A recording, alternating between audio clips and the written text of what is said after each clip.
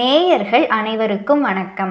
நண்பர்களே, கருட புராணத்தில் ஒரு மனிதன் இறப்பதற்கு முன் அவன் பெறும் 7 அறிகுறிகள் பற்றி சொல்லப்பட்டுள்ளன.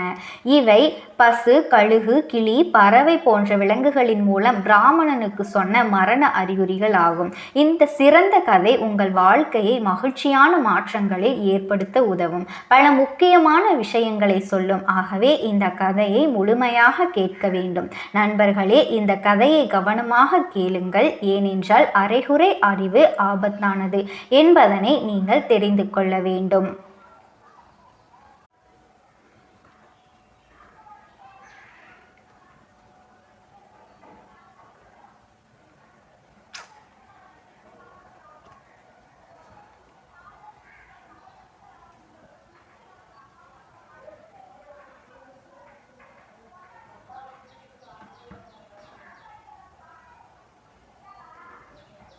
மத்திய நகரத்தில் ஒரு அழகான பிரதேசத்தில் ஹரிதாஸ் என்ற பிராமணன் வாழ்ந்து வந்தான். அவர் பக்தி, புலமை மற்றும் நல்ல குணத்தால் கிராமம் முழுவதும் பிரபலமாயிருந்தார். ஹரிதாஸ் விஷ்ணுவின் தீவிர பக்தனாக அவரை தொடர்ந்து வழிபட்டு வந்தார். அவர் வீட்டில் செல்வம், உணவு, தானியங்கள் மற்றும் மகிழ்ச்சிக்கு பஞ்சமே இல்லை. அவரது குடும்பம் அன்பும் மகிழ்ச்சியும் நிறைந்தது. ஆனால் இதை எல்லாமே மீறி ஹரிதாஸின் மனதில் ஒரு பயம் ஏற்பட்டிருந்தது. அது அவரது மகிழ்ச்சியான வாழ்க்கையை இருட்டாக மாற்றியது. அவர் எப்போது பயந்தார், எப்போதும் பயந்து கொண்டே இருந்தார். இரவில் அனைவரும் தூங்க செல்லும் போது ஹரிதாஸ் தனியாக அமர்ந்து தனது மரணத்திற்கு பிறகு தனது குடும்பத்திற்கு என்ன நடக்கும் என்று நினைத்து அமைதியாக இருந்து கொண்டிருந்தார். அவரது சொத்து, அவரது அன்புக்குரியவர்கள் மற்றும் அவரது உடல், இவை அனைத்தும் ஒரு நாள் அழிந்துவிடும். இந்த பயம் அவனுக்கு நாளுக்கு நாள் அதிகரித்தது. அவனால் தூங்க முடியவில்லை, நிம்மதியாக சாப்பிட முடியவில்லை. ஹரிதாஸின் அமைதியும் மகிழ்ச்சியும் முற்றிலும் மறைந்து போயிருந்தது. இறுதியாக ஒரு நாள் ஹரிதாஸ் இந்த பயத்தை போக்க முடிவு செய்தார்.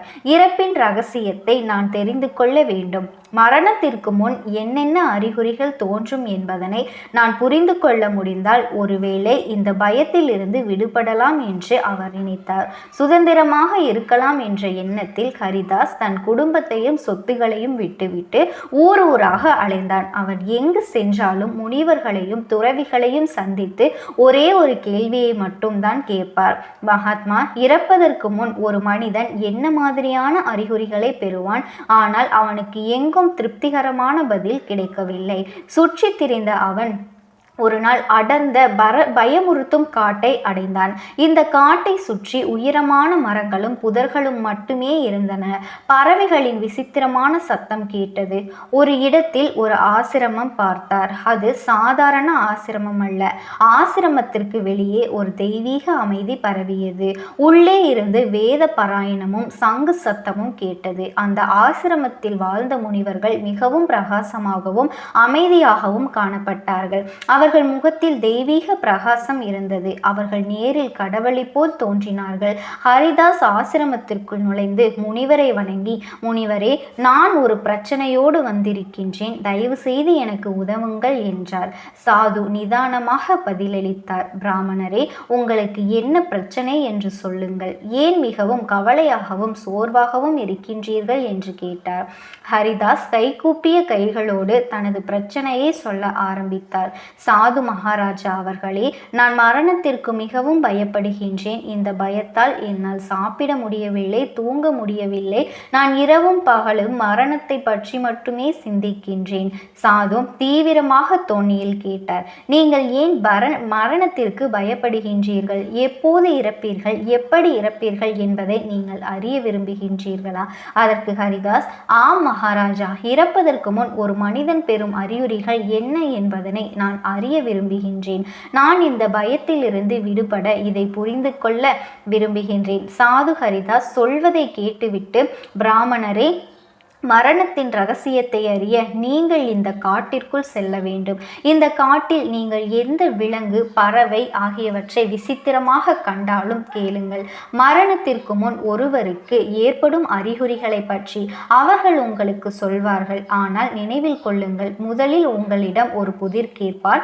முதல் புதிருக்கு நீங்கள் சரியாக பதிலளித்தால் அவர்கள் மரணத்தின் அடையாளத்தை பற்றி உங்களுக்கு சொல்வார்கள். துறவியின் பேச்சை கேட்ட ஹரிதாஸ் அவரை வணங்கி, சரி என்றார் மகாராஜா. என்னுடைய கேள்விகளுக்கு இதிலிருந்து விடை கிடைத்தால் கண்டிப்பாக இந்த காட்டிற்கு நான் செல்வேன். புனிதர் அவரை ஆசிர்வதித்து, இந்த பயணம் உங்களுக்கு மரணத்தை மட்டுமல்ல, வாழ்க்கையை பற்றிய புரிதலையும் ஏற்படுத்துங்கள் என்பதனை நினைவில் கொள்ளும் என்று சொன்னார். பின்னர் துறவியின் அறிவுறுத்தலின்படி ஹரிதாஸ் காட்டிற்குள் சென்றார். அது மிகவும் பயமாக இருந்தது. கிளைகள் வானத்தை தொடுவது போல் பெரிய மரங்கள் சுற்றிலும் பரவியிருந்தன. பசுமைக்கு மத்தியில் பயங்கரமான அமைதி நிலவியது. வனவிலங்குகளின் சத்தம் வளிமண்டலத்தை மேலும் பயமுறுத்தியது. பயமுறுத்தும் காட்டில் மெதுவாக முன்னேறி கொண்டிருந்தான் ஹரிதாஸ். சுற்றிலும் உயரமான மரங்கள் அடர்ந்த வட்டமாக இருந்தது. நடந்து செல்லும் போது அவன் கண்கள் பெரிய மரத்தின் மீது விழுந்தது. அது சாதாரணமான மரம் அல்ல. அதன் கிளைகள் மன்னனின் கிரீடம் போல விரிந்திருந்தன. தண்டு மிகவும் தடிமனாக இருந்தது. 4 பேர் கூட அதை சுற்றி வர முடியும். மரத்தை சுற்றி ஒரு மர்ம ஒளி இருந்தது. மரம் அவரை பார்ப்பது போல தோன்றியது. ஹரிதாஸ் மரத்தின் அருகே நின்றபோது, அருகில் வந்தபோது மரத்தின் ஆழமான மற்றும் மெதுவான குரல் எதிரொலித்தது. பிராமணனே, நீ யார்? ஏன் இந்த பயங்கரமான காட்டிற்கு வந்தாய்? உன்னை இங்கு அனுப்பியது யார்?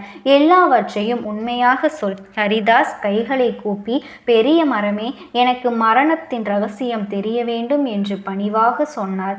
இறப்பதற்கு முன் காணப்படும் அறிகுறிகள் என்ன என்பதனை நான் தெரிந்து கொள்ள விரும்புகின்றேன். நீங்கள் எனக்கு உதவ முடியுமா? பின்னர் மரம் மெதுவாக சொன்னது. அதன் பெரிய உண்மையான வடிவம் பெற்றது. மரத்தின் முன்பக்கம் முகம் தோன்றியது. அதன் முகம் மனிதனின் முகம் போலவே இருந்தது. மரத்தின் அற்புதமான வடிவத்தை கண்டு பயந்து போன ஹரிதாஸ் மரத்தையே உற்று பார்க்க தொடங்கினார். அப்போது மரம் தன் குரலை மேலும் தீவிரப்படுத்தி, ஓ பிராமணனே, என்னால் உங்களுக்கு உதவ முடியும். ஆனால் முதலில் என் புதிருக்கு நீங்கள் பதிலளிக்க வேண்டும். நீங்கள் சொல்வது சரி என்றால் மரணத்திற்கு முன் கிடைக்கும் முதல் அறிகுறியை பற்றி நான் உங்களுக்கு சொல்கிறேன். ஹரிதாஸ் நம்பிக்கையோடு, மரமே, உனது புதிர் எதுவாக இருந்தாலும் என்னிடம் கேள். என்னால் முடிந்தவரை நான் பதில் சொல்ல முயற்சிப்பேன். சிறிது நேரம் அமைதியாக இருந்த அந்த மரம் புதிரை கேட்டது. பிராமணனே, இறக்கையின்றி பறப்பவன், கால்கள் இல்லாமல் நடப்பவன், நாக்கு இல்லாமல் பேசுபவன், அவன் யார்? ஹரிதாஸ் சிறிது நேரம் யோசித்து பார்த்தான். சுற்றிலும் பார்த்தான். ஆழ்ந்து யோசித்தான். அவன் ஆரம்பித்தான். அந்த நேரத்தில் வீசும் குளிர்ந்த காற்றில் கவனம் சென்றது. சில நிமிடங்களுக்கு பிறகு அவர் சிரித்துக்கொண்டே பதிலளித்தார். பெரிய மரமே, இது வெறும் காற்று.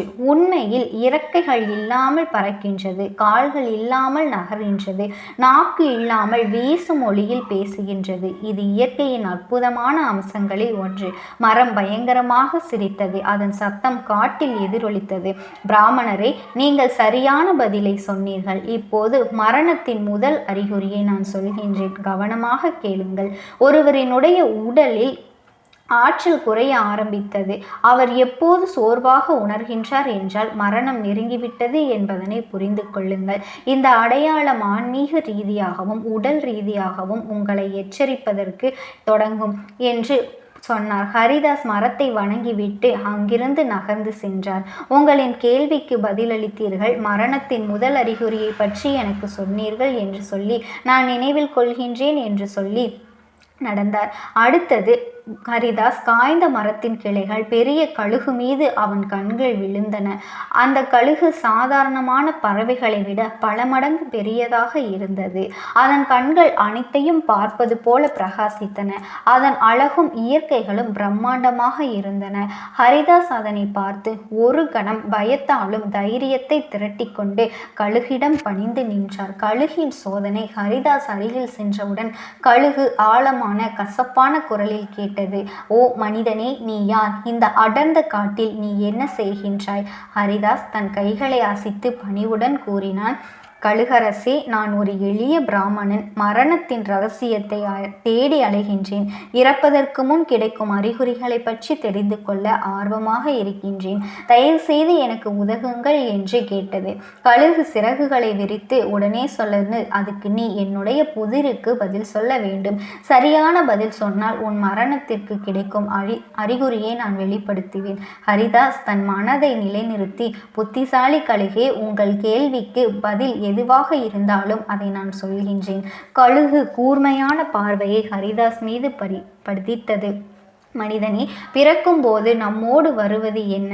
இது ஒவ்வொரு கணமும் குறைந்து கொண்டே இருக்கின்றது, ஆனால் ஒரு பொழுதும் முடிவதில்லை. இதற்கு சிறிது நேரம் யோசித்த ஹரிதாஸ் தனது பயணம் காலம் வாழ்க்கை சுழற்சி என்று எண்ணிக்கொண்டான். சில கணங்களுக்கு பிறகு கழுகு மகாராஜா, இதற்கு சரியான பதில் காலம். காலம் உண்மையில் நாம் பிறந்தவுடன் அது நம்மோடு தொடங்குகின்றது. அது ஒவ்வொரு கணமும் குறைந்து கொண்டே இருக்கின்றது. நாம் வாழும் ஒவ்வொரு நொடியும் கடந்து முடிவதே இல்லை. நாம் இல்லாத போதும் காலம் தொடர்ந்து சொல்லும். இது வாழ்க்கையின் அற்புத உண்மையை வெளிப்படுத்தும் ஒரு அழகான புதிர். கழுகு கரகரப்பான குரலில் சிலித்து, நீ சரியான பதிலை சொன்னார். இப்போது மரணத்தின் இரண்டாவது அறிகுறியை நான் சொல்கின்றேன் என்று கழுகு சொன்னது. ஒருவரின் புலன்கள் கேட்கும் மற்றும் பார்க்கும் சக்தி பலவீனமடைய தொடங்கினால் மரணம் நெருங்கிவிட்டதாக புரிந்து கொள் என்றது. ஹரிதாஸ் கவனமாக கேட்டுக்கொண்டு கழுகிற்கு தலைவணங்கி, புத்திசாலி கழுகாரே, நீங்கள் அளித்த அறிவுக்கு நன்றி. உங்களின் கேள்விக்கு நான் தலைவணங்குகின்றேன் என்று சொல்லி அங்கிருந்து நகர்ந்து சென்றான். கழுகு உணர்த்திய உண்மையை யோசித்து கொண்டே நடந்தான். அதற்கு பிறகு கண்களில் ஆழ்ந்த அமைதியோடு ஒரு மான் தென்பட்டது. ஆனால் அவர் அருகில் சென்றவுடனே கழுதை தன் வாயை திறந்து, பிராமணனே, நீ எங்கு இங்கு வந்தாய்?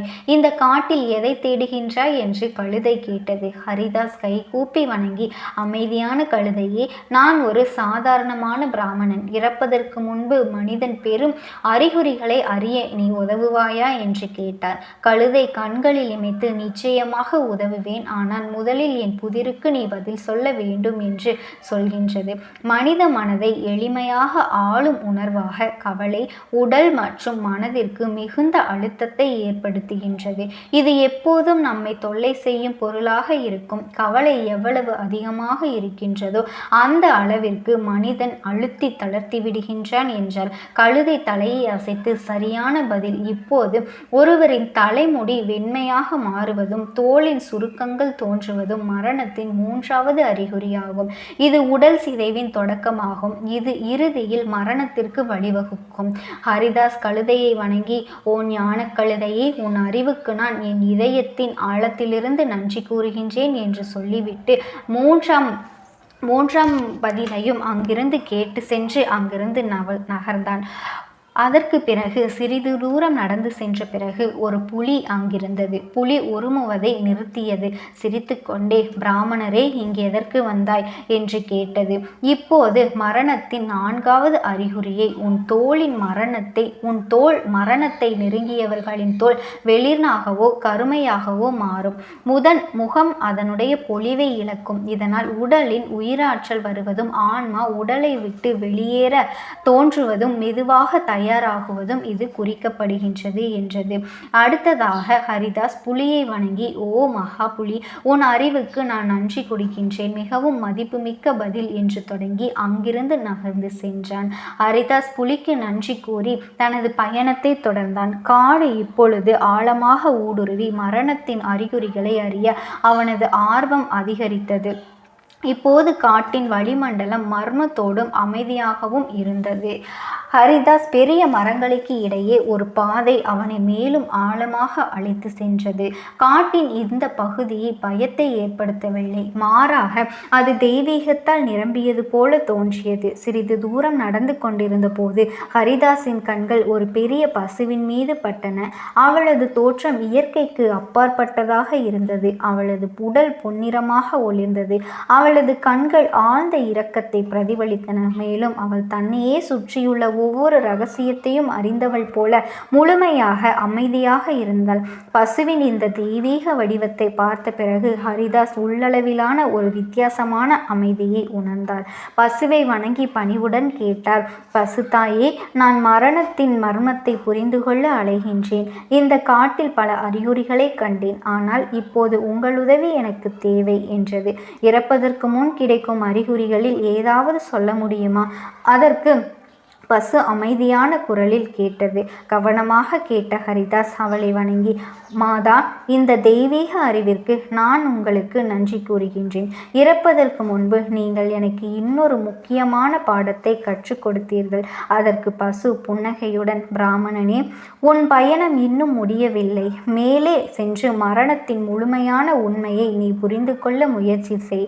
நினைவில் வைத்துக்கொள், அறிவும் புரிதலும் இருந்தால் மட்டுமே வாழ்வையும் மரணத்தையும் ஏற்றுக்கொள்ள முடியும் என்று கூறினாள். பசுவிற்கு நன்றி கூறிய ஹரிதாஸ் தனது பயணத்தை தொடர்ந்தார். அப்போது அவர் முன்பை விட ஆர்வத்தோடு இருந்தார். அப்போது வாழ்க்கைக்கும் மரணத்திற்கும் இடையே மறைந்திருக்கும் ஆழமான மர்மங்களை புரிந்து கொள்ள அந்த அறிகுறிகள் அவரை தொடர்ந்து தூண்டிக்கொண்டே இருந்தன. சிறிது தூரம் சென்றபோது ஹரிதாஸின் கண்கள் உயரமான மரக்கிளையில் அமர்ந்திருந்த ஒரு அழகிய கிளியின் மீது பட்டன. அதன் கண்களில் ஒரு பிரகாசம் இருந்தது. அதன் நடை ஆச்சரியமூட்டும் வகையில் இருந்தது. பிராமணனே, நீ யார்? இந்த காட்டில் ஏன் அலைகின்றார்? ஹரிதாஸ் கைகளை கூப்பிக்கொண்டு, ஞானக்கிளியே, மரணத்தின் மர்மங்களை புரிந்து கொள்ள நான் இந்த காட்டில் அலைந்து கொண்டிருக்கின்றேன். இதுவரை எனக்கு பல அறிகுறிகள் கிடைத்துள்ளன. இப்போது உங்களின் உதவியை எதிர்பார்க்கின்றேன். இறப்பதற்கு முன்பு கிடைக்கக்கூடிய அறிகுறிகளை சொல்லுங்கள் என்றான். கிளி சிறிது நேரம் யோசித்த பின்பு, நான் உனக்கு உதவ முடியும், ஆனால் புதிருக்கு பதில் சொல்ல வேண்டும் என்று கேட்டது. சரியாக பதிலளித்தால் நான் மரணத்தின் 6வது அறிகுறியை உனக்கு சொல்கின்றேன் என்றது. ஹரிதாஸ் ஆவலுடன், கீழ், நான் பதில் சொல்ல முயல்கின்றேன் என்றான். கிளி கேட்டது. கூர்மையான குரலில் கேட்டது. பிராமணனே, எந்த பொருள் எப்போது பிறரை பிரதிபலிக்கும், மற்றவர்களை பின்தொடரும், ஆனால் அது தன்னை பின்தொடராது, அது என்ன என்று கேட்டது. ஹரிதாஸ் ஒரு கணம் யோசித்தான். மரத்தடியில் படர்ந்திருந்த நிழல்களை பார்த்தது. அதில் ஒரு நிழல் என்று புன்னகையோடு புன்னகைத்தான். நிழல்கள் எப்போதும் மற்றவர்களை பின்தொடர்கின்றது, ஆனால் அவற்றுக்கு சொந்தமான எந்த அடையாளமும் இல்லை என்று சொன்னது. அதுதான் மரணத்தின் 6வது அறிகுறியை கிளி சொல்லத் தொடங்கியது. மனிதனின் கனவுகள் பயங்கரமாகவும் விசித்திரமாகவும் மாற ஆரம்பித்தால், நிம்மதியாகவும் அமைதியாகவும் தூங்க முடியாமல் இருந்தால் மரணம் நெருங்கிவிட்டது என்பதனை புரிந்து கொள்ளுங்கள். கனவுகள் ஆன்மாவின் உணர்வின் அடையாளங்கள். அவை தொந்தரவு செய்ய ஆரம்பித்தால் மரணத்தின் வருகையின் அறிகுறியாகும். ஹரிதாஸ் அந்த கிளியை வணங்கி, எனக்கு இந்த உதவி செய்வதற்கு நீங்கள் நான் மரணத்தின் அறிகுறியை தெரிந்து கொள்வதற்கு உதவி செய்ததுக்கு நன்றி என்று சொன்னது. உங்கள் பயணம் இன்னும் முடியவில்லை என்றபடி பாடம் சொல்லிக்கொண்டே கிளி பறந்தது. ஹரிதாஸ் கிளிக்கு நன்றி கூறிவிட்டு தனது பயணத்தை தொடர்ந்தான். இப்பொழுது அவனது மனதில் மேலும் ஆர்வம் அதிகரித்தது. அந்த வழியாக சூரிய ஒளியின் சிறு துண்டுகள் விழுந்த இடத்தை கண்டான். இந்த அமைதியான மற்றும் அழகான சூழலில் அவரது கண்கள் ஒரு அழகான மானை பார்த்தது. அந்த காட்டின் அனைத்து இரகசியங்களையும் அறிந்தது போல தோன்றிய அதன் கண்கள் பிரகாசித்தது. அவன் நடையில் ஆபார அமைதியாகவும் அழகாகவும் இருந்தது. ஹரிதாஸ் மானை வணங்கி, ஓ வனமானே, நான் ஒரு எளிய பிராமணன். மரணத்தின் மர்மங்களை அறிந்து கொள்ள இங்கே வந்துள்ளேன். இதுவரை பல குறிப்புகளை நான் அறிந்தேன். இதற்கும் நீங்கள் உதவினால் மிகவும் நல்லது என்று சொன்னான். ஹரிதாஸ் மானின் 7வது கேள்விக்கு பதிலளிக்க தொடங்கினான். பதிலளிக்க முயற்சிப்பேன் என்றான். மான் தனது ஒளிரும் கண்களால் ஹரிதாஸை நோக்கி, எது தடையின்றி நகர்கின்றது, ஆனால் யாருடைய முடிவு அனைவருக்கும் உறுதியானது என்று கேட்டது. ஹரிதாஸ் சிறிது நேரம் யோசித்துவிட்டு, வாழ்க்கை என்றென்றுமே சொல்கின்றது, ஆனால் முடிவு அனைவருக்கும் உறுதியானது என்று பதிலளித்தார். வாழ்க்கை காலப்போக்கில் தடையின்றி நடந்து கொண்டே இருக்கும், ஆனால் ஒவ்வொருவருக்கும் ஒரு நாள் இறுதி என்பது இருந்து கொண்டேதான் இருக்கும் என்றது. சலசலப்பு அல்லது விசித்திரமான ஒளியோடு கேட்கின்றார். அவரது பார்வை பலவீனமாகின்றது. மேலும் அருகில் உள்ளவர்கள் அவர்களின் அருகில் யாரும் தெளிவாக பார்க்க முடியாது. இது மரணத்தின் கடைசி அறிகுறி ஆகும். வாழ்வின் முடிவு நெருங்கிவிட்டதை உணர்த்தும் அடையாளம் இதுவே. ஹரிதாஸ் மானின் வார்த்தைகளை கவனமாக கேட்டுவிட்டு அவனை வணங்கி, ஓம் ஞானியான மானே, உனது அறிவுக்கு நான் என் இதயத்திலிருந்து நன்றியுள்ளவனாக இருக்கின்றேன் என்று சொல்லி ஹரிதாஸ் அங்கிருந்து நகர்ந்து சென்றான். இது எனக்கு மிக முக்கியமானதுமாகும், சிறப்பு என்று கூறினார். மான் அமைதியான குரலில் கூறியது, மரணம் ஒரு முடிவாக இல்லை, அது ஆன்மாவின் பயணத்தில் இருக்கும் அத்தியாயம். நீ உயிருடன் இருக்கும் வரை வாழ்க்கையின் அர்த்தத்தை கண்டுபிடி. இப்பொழுது அந்த அறிவை பயன்படுத்தி வாழ்க்கையை புரிந்து கொண்டு வாழ முயற்சி செய். ஹரிதாஸ் மானுக்கு நன்றி சொல்லி அங்கிருந்து நகர்ந்தான். பின் அந்த சாதுவை சந்திக்க ஆசிரமத்திற்கு புறப்பட்டான். அவன் சோர்வாக இருந்தாலும் அவரது ஆன்மா அறிவு மற்றும் உண்மையால் ஒவ்வொரு உடலும் நிறைந்திருந்தது. அனுபவம் ஒவ்வொன்றின் குறிப்புகளையும் வாழ்க்கையின் ஆழமான மர்மங்களுக்கும் நெருக்கமாக அழைத்து சென்றது. சாது அவர்களே, நான் ஒவ்வொரு உயிரினத்திடம் இருந்து நிறைய பாடங்களை கற்றுக்கொண்டேன், புரிந்து கொண்டேன். அவை எனக்கு கொடுத்த 7 அறிகுறிகளின் ஆழமான அர்த்தத்தை விளக்குங்கள் என்று ஹரிதாஸ் கேட்டார். அப்பொழுது சாது அமைதியாகவும் தீவிரமாகவும் ஹரிதாஸை பார்த்து கூறினார், பிராமணரே, உங்கள் இந்த பயணம் மரணத்தை புரிந்து கொள்ள மட்டுமல்ல, மாறாக வாழ்க்கையின் உண்மையை உணரவே இந்த பயணம் அமைந்துள்ளது. உங்களுக்கு கிடைத்த அறிகுறிகள் மரணத்தை ஒரு பயமாக காணாமல் இந்த வாழ்க்கையின் இயல்பான ஒரு அங்கம் என்பதனை உணர செய்வதே ஆகும். முனிவர் மேலும் கூறினார், மரணம் என்பது தவிர்க்க முடியாதது அல்ல. ஆனால் தர்மம், உண்மை, பக்தியை பின்பற்றுபவர் மரணத்தை எளிதாக ஏற்றுக்கொள்வார். நல்ல வாழ்க்கை வாழ்ந்தவருக்கு மரணம் ஒரு பயமாக இருக்காது, அது ஒரு புதிய தொடக்கமாக இருக்கும். ஆனால் வாழ்க்கையை வீணடித்தவர்களுக்கே மரண பயம் அதிகமாக இருக்கும். இதை கேட்ட ஹரிதாஸ் முனிவரின் காலில் விழுந்து கண்கள் கலங்கியவாறு, குருதேவா, நீங்கள் என்னை அறியாமையின் இருளிலிருந்து விடுவித்தீர்கள். இப்பொழுது நான் மரணத்தை ஒரு பயமாக காணவில்லை, மாறாக அது ஆன்மாவின் பயணத்தில் ஒரு அத்தியாயம் என்பதனை நான் உணர்ந்து கொண்டேன். இனி நான் தர்மம் மற்றும் பக்தியின் வழியை பின்பற்றி வாழ உறுதியளிக்கின்றேன். சாது அவரை ஆசீர்வதித்து பேசினார். பிராமணரே, இப்போது உன் வாழ்க்கை நிம்மதியும் திருப்தியுமாக நிறைந்து இருக்கும். இந்த உண்மையை மற்றவர்களுக்கும் பகிர்ந்து கொள். அவர்கள் மரண பயத்திலிருந்து விடுபடுவார்கள் என்று சாது சொல்லி அவரை வழி அனுப்பி வைத்தார்.